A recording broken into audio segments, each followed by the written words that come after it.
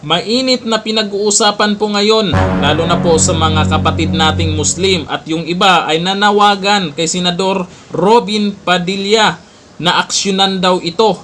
Dahil ay itong Bangsamoro Autonomous Region and Muslim Mindanao ay nagkaroon ng performance dyan sa Sinulog.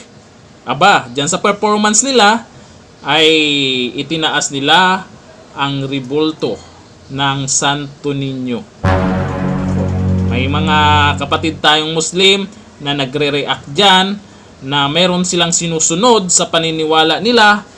Bakit ganito ang performance ng BARM? Okay, panoorin po natin ang video.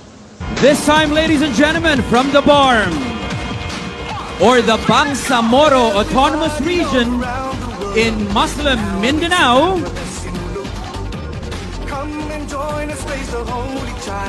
please welcome the Cebu Technological University Dance Troupe.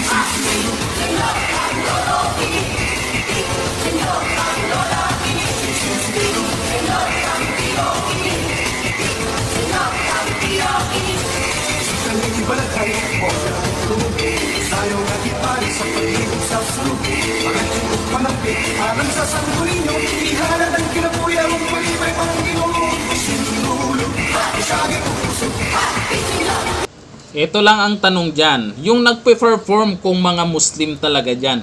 Kasi pag hindi Muslim yan at nagsuot sila ng kasuotan ng Muslim at yan yung ginawa nila, malaking question po talaga yan.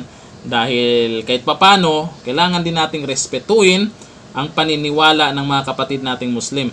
Pero kung Muslim naman yung dyan sa nagpe-perform, ay kailangan nilang aksyonan yan sa mga pinuno po nila. At yun na nga po, yung mga nagre-react dyan, syempre meron po silang kapatid dyan sa Senado kung ano yung dapat gawin. At hanggang ngayon ay wala pa rin tayong nahanap na pahayag po ni Senador Robin Padilla tungkol dyan.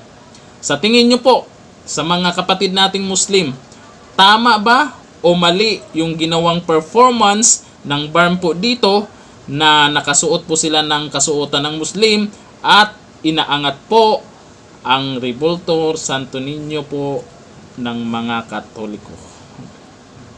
Comment down below. Hanggang dito na lang. Thank you. Bye-bye.